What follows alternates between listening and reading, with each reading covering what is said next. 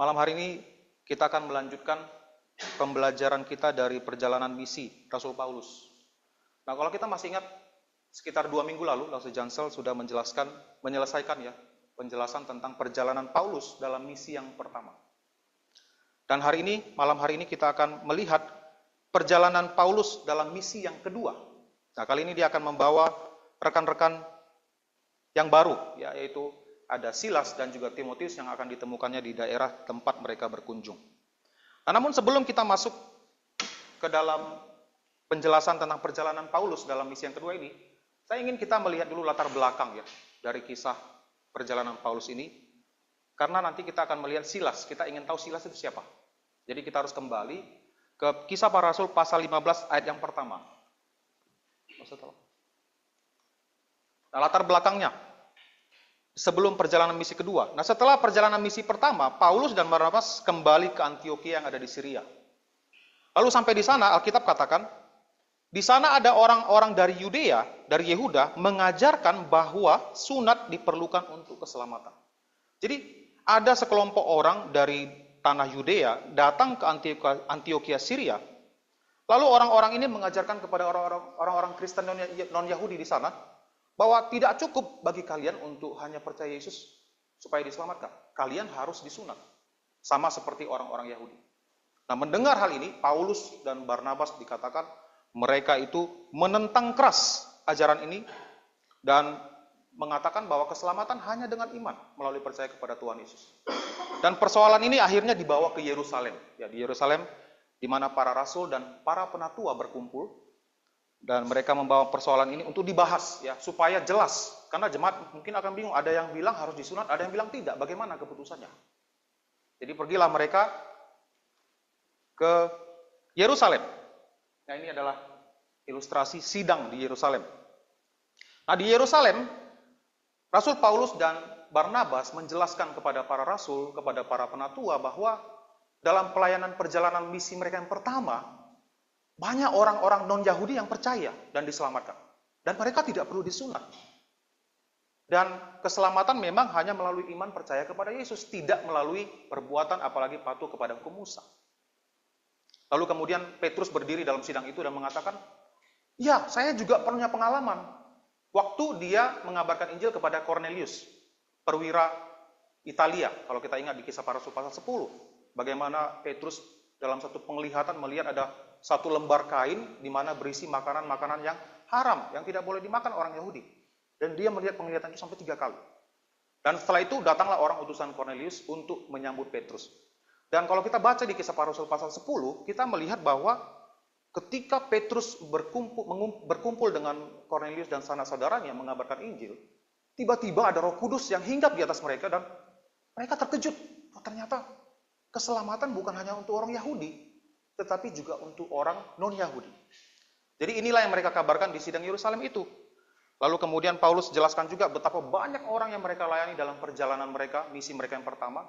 Orang-orang non-Yahudi yang percaya yang diselamatkan. Nah, setelah mereka berkumpul dan berdiskusi bersama, akhirnya diputuskanlah keputusan bersama bahwa orang-orang non-Yahudi yang percaya menjadi Kristen tidak perlu disunat. Tetapi ada hal-hal yang harus mereka jauhi. Apa itu? Yaitu makanan yang dicemarkan kepada berhala atau dipersembahkan kepada berhala. Tentu saja makanan ini sudah ada kaitannya dengan ibadah. Jadi ini tak boleh dimakan. Kalau tahu itu makanan sudah dipersembahkan kepada berhala, maka orang Kristen tidak boleh makan itu. Lalu tidak boleh makan darah, karena darah adalah kehidupan. Lalu kemudian binatang yang mati dicekik. Kalau binatang matinya dicekik, darahnya masih di dalam tubuh. Jadi makanan hewan itu harus disembelih, darahnya harus tercurah. Kurang lebih sama, darah. Lalu percabulan. Nah, ini adalah keempat hal yang disebutkan dalam hasil sidang di Yerusalem, bahwa orang-orang percaya non-Yahudi tidak wajib disunat, tapi cukup menjauhkan dari keempat hal yang mereka putuskan.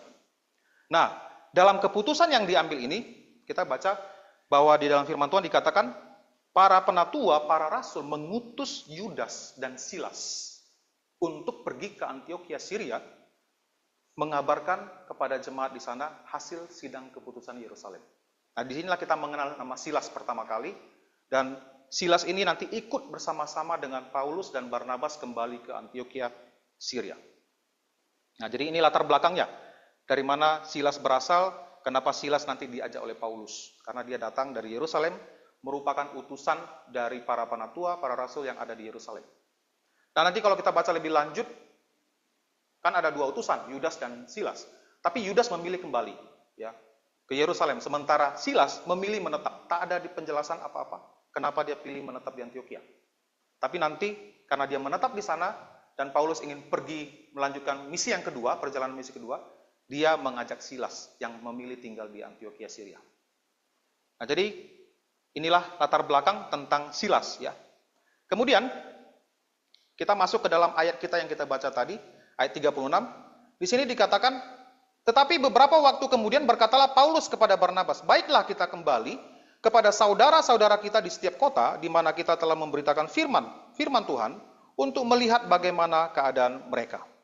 Jadi setelah tinggal beberapa waktu di Antioquia, Syria, Paulus berkata kepada Barnabas, mari kita pergi ke kota-kota sebelumnya yang kita sudah layani, perjalanan misi yang pertama, melihat saudara-saudara. Nah, ini artinya melihat orang-orang percaya yang sudah menyerahkan diri kepada Tuhan. Orang-orang yang mereka injili sebelumnya, yang sudah menjadi Kristen, sudah menjadi percaya, untuk melihat bagaimana keadaan mereka. Maksudnya apa? Untuk melihat bagaimana pertumbuhan iman mereka. Setelah menjadi percaya, bagaimana iman mereka kepada Tuhan. Itu maksud Paulus.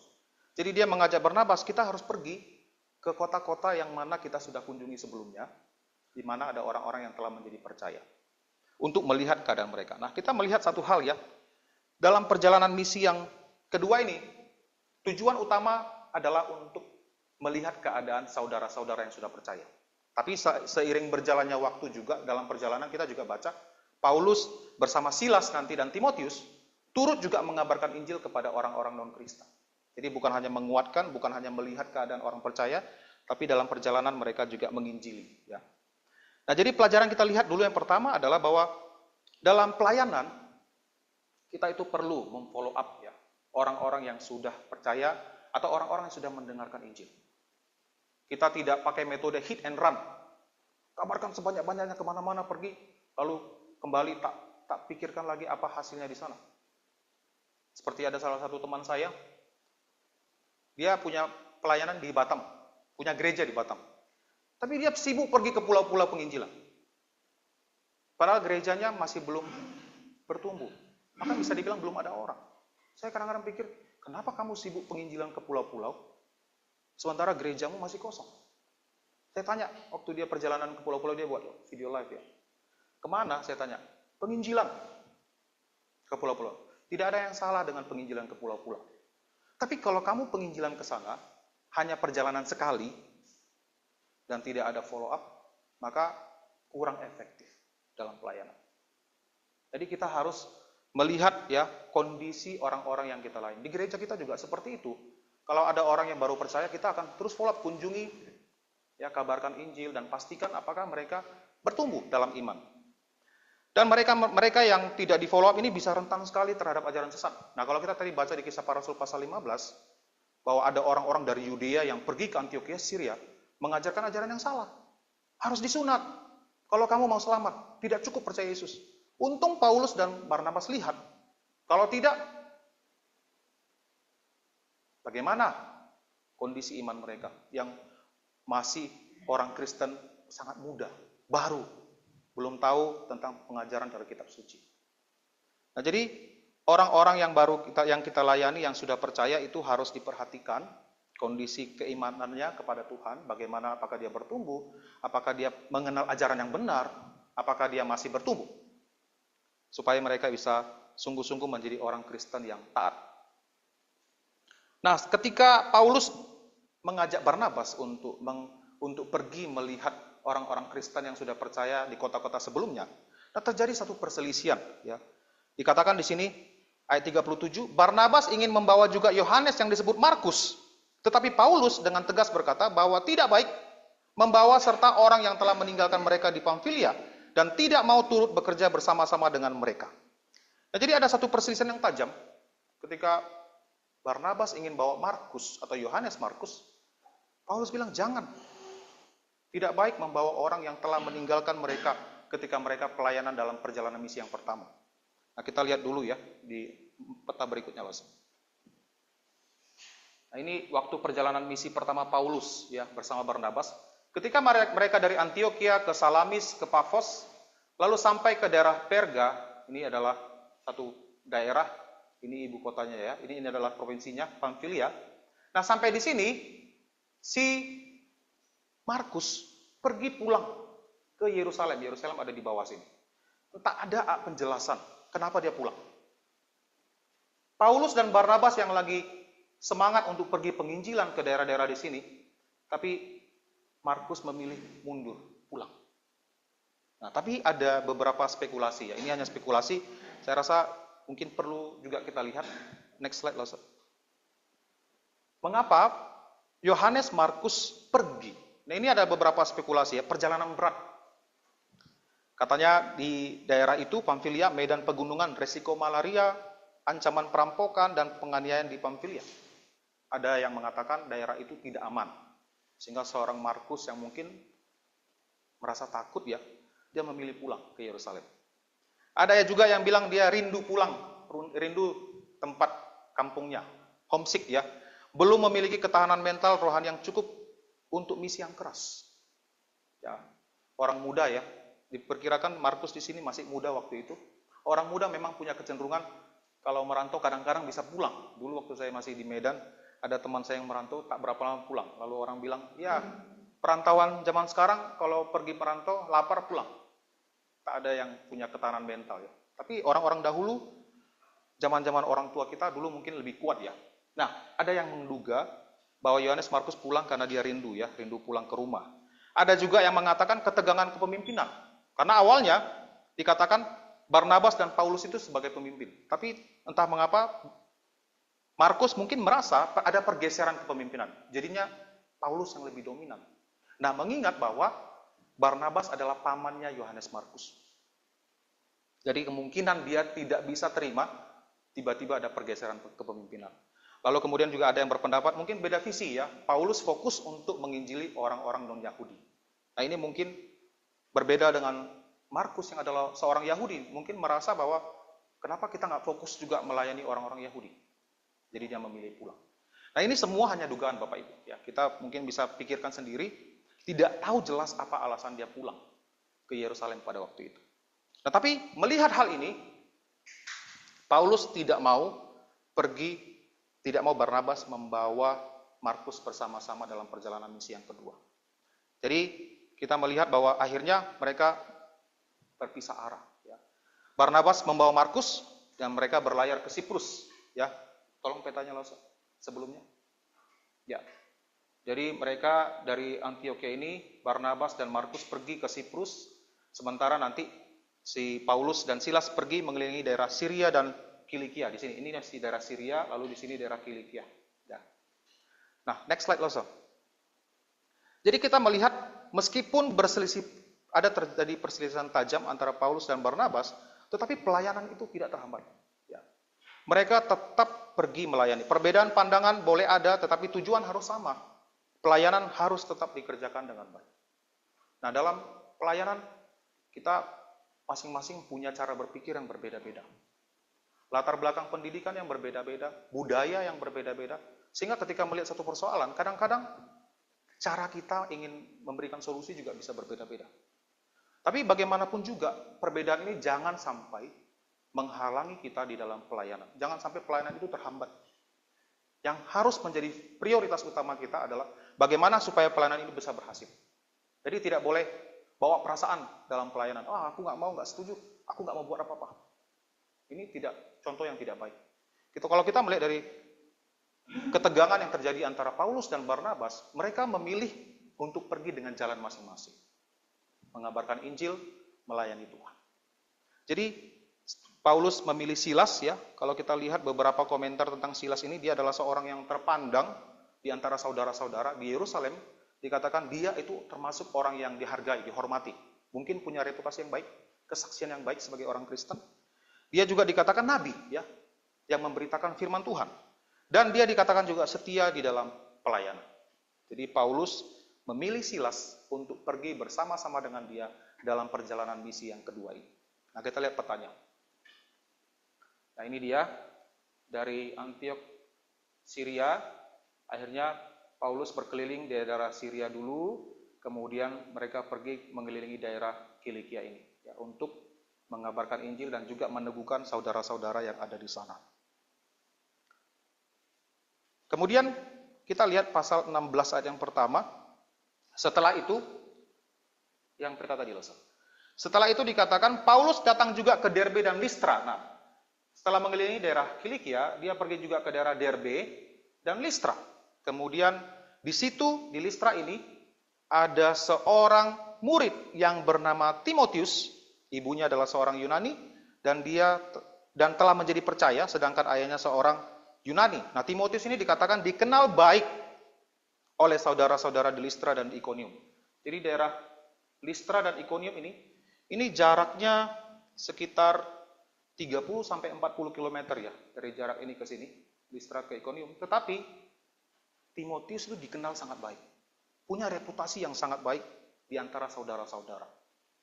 Jadi dia punya kesaksian yang baik, sehingga Paulus melihat Timotius ini ingin mengajak dia ikut pelayanan, ya, karena kesaksian yang baik. Nah, kalau kita baca, next verse. Kalau kita baca ya, ini komentar Paulus setelah melayani bersama Timotius, dikatakan bahwa Timotius ini punya iman yang tulus. Artinya apa? Iman yang sungguh-sungguh, murni, percaya Tuhan. Kemudian Timotius ini juga adalah seorang yang sehati dan sepikir dengan Paulus. Dalam pelayanan itu sangat penting sekali Bapak Ibu. Kita punya sehati dan sepikiran ya dalam pelayanan. Mengerjakan segala sesuatu. Kalau tidak, maka pelayanan itu akan sulit berjalan. Jadi Paulus mengatakan bahwa Timotius ini sepikir dan sehati dengannya. Dan komentar yang lain bahwa Timotius ini juga dikatakan setia di dalam pelayanan. Orang yang setia melayani Tuhan. Nah, jadi dia ingin mengajak Timotius untuk ikut bersama-sama dengan dia melayani ke kota-kota yang ingin mereka kunjungi. Nah, tapi menarik di sini dikatakan bahwa Paulus menyunatkan Timotius. Sebelum dia ajak Timotius ikut pelayanan, dia dikatakan firman Tuhan di sini bahwa Paulus menyunatkan Timotius karena orang-orang Yahudi di daerah itu. Sebab setiap orang tahu bahwa bapaknya adalah orang Yunani. Nah, kenapa Timotius harus disunat? Nah, ini tidak ada kaitannya dengan keselamatan. Karena kita baca di Kisah Para Rasul pasal 15, Paulus dan Barnabas menentang keras keselamatan tidak didapat dengan disunat, tetapi dengan iman percaya kepada Tuhan. Lalu kenapa dia minta disunat? Ini adalah supaya Timotius tidak jadi batu sandungan. Dia memiliki darah Yahudi. Mamanya adalah seorang Yahudi. Dengan kata lain, kalau dia sampai tidak disunat, akan kelihatan Timotius ini seorang yang tak taat hukum Musa. Bukan untuk keselamatan. Orang Yahudi akan sulit dengar dia. Kamu sebagai orang Yahudi kenapa tak patuh hukum Musa? Sesuatu yang tidak bisa diterima. Jadi untuk menghindari batu sandungan ketika pelayanan, maka disuruhlah Timotius ini untuk disunat supaya tidak menjadi batu sandungan dalam mengabarkan Injil. Nah, ini adalah sebuah strategi, Bapak Ibu. Strategi dalam pelayanan, bukan mengkompromikan kebenaran. Paulus tidak menyuruh Timotius disunat supaya dia diselamatkan, bukan. Tapi supaya dia bisa efektif dalam pelayanan. Nah, hal ini pernah terjadi ya. Next slide, Lisa. Pernah terjadi kepada seorang misionaris asal Inggris yang bernama Hudson Taylor yang melayani di pertengahan abad 19 sampai di awal abad 20. Apa yang dilakukan Hudson Taylor ini? Ketika dia melayani di Tiongkok, dia melihat orang-orang Tiongkok ini dengan kebudayaannya itu yang unik dan sulit sekali untuk menjangkau mereka karena dia orang kulit putih dan cara berpakaian mereka juga berbeda. Dan apa yang dia lakukan adalah dia memakai pakaian tradisional orang-orang setempat. Nah, ini Hudson Taylor ya, yang berjenggot panjang ini. Dia pakai pakaian orang-orang Tionghoa, lalu juga mengikuti ya hal-hal yang mereka lakukan secara sederhana dalam kehidupan sehari-hari. Dan ini cara dia untuk bisa menjangkau orang-orang Tionghoa di sana. Dan terbukti jelas efektif sekali, karena orang-orang di sana merasa bahwa Hudson Taylor ini adalah bagian dari mereka. Dan dalam satu kesaksian Hudson Taylor, dia mengatakan, hambatan terbesar bagi Injil di Tiongkok bukan pesan Injil. Injil itu bukan alasannya karena Injil itu ditolak karena tidak masuk akal ataupun tidak relevan bagi mereka, bukan. Tetapi budaya barat, para misionaris. Budaya yang sangat jauh berbeda antara orang Tiongkok dan orang-orang Eropa, sehingga orang-orang Tiongkok ini merasa ada jurang. Jadi sulit untuk berbaur, sulit untuk berbicara, apalagi mengabarkan Injil. Karena sudah ada perbedaan seperti itu. Jadi ini adalah foto yang diambil ketika mereka mendirikan China Inland Mission, ya. Sebuah pelayanan yang didirikan oleh Hudson Taylor, dan ini ada beberapa orang kulit putih juga yang ikut berpakaian orang-orang Tionghoa di sana. Jadi ini juga sejalan dengan apa yang dikatakan Paulus, ya. Di sini dikatakan, bagi orang Yahudi, aku menjadi seperti seorang Yahudi, supaya aku memenangkan orang-orang Yahudi. Jadi dalam pelayanan kita perlu berhikmat, ya, punya strategi, tapi tidak mengkompromikan kebenaran.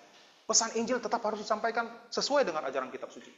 Kita tidak malah memodifikasi Injilnya, tapi cara kita, strategi kita yang efektif, yang tidak mengkompromikan kebenaran, kita boleh lakukan. Nah, jadi dalam mengabarkan Injil dibutuhkan hikmat dari Tuhan. Ada waktunya kita harus berbaur dengan orang-orang setempat tanpa harus mengkompromikan kebenaran supaya berita Injil bisa diterima. Jadi ini adalah sebuah strategi yang dilakukan oleh Paulus, ya, ketika dia meminta Timotius untuk disunat. Nah, kemudian ayat keempat dikatakan, dalam perjalanan keliling dari kota ke kota, Paulus dan Silas menyampaikan keputusan-keputusan yang diambil para rasul dan para penatua, yang tadi 4 keputusan itu. Tidak boleh makan makanan yang dipersembahkan kepada berhala, darah, hewan yang mati dicekik, dan kemudian percabulan, itu harus dihindari. Dan setelah menyampaikan hasil keputusan di Yerusalem ini, firman Tuhan katakan, demikianlah jemaat-jemaat diteguhkan dalam iman, dan makin lama makin bertambah besar jumlahnya. Jadi ketika kebenaran itu disampaikan, hasil keputusan sidang Yerusalem disampaikan, jemaat-jemaat dikuatkan, diteguhkan. Dan dikatakan bukan hanya itu, tapi jumlah mereka semakin banyak. Nah, kita juga melihat bahwa kebenaran firman Tuhanlah, ya, yang akan meneguhkan iman kita.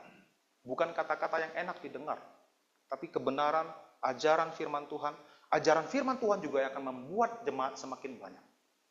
Jadi kita tidak boleh mengkompromikan kebenaran. Kalau kita lihat, ya, kadang-kadang saya pribadi melihat ironis sekali gereja-gereja yang ajarannya tidak benar, jemaatnya banyak sekali.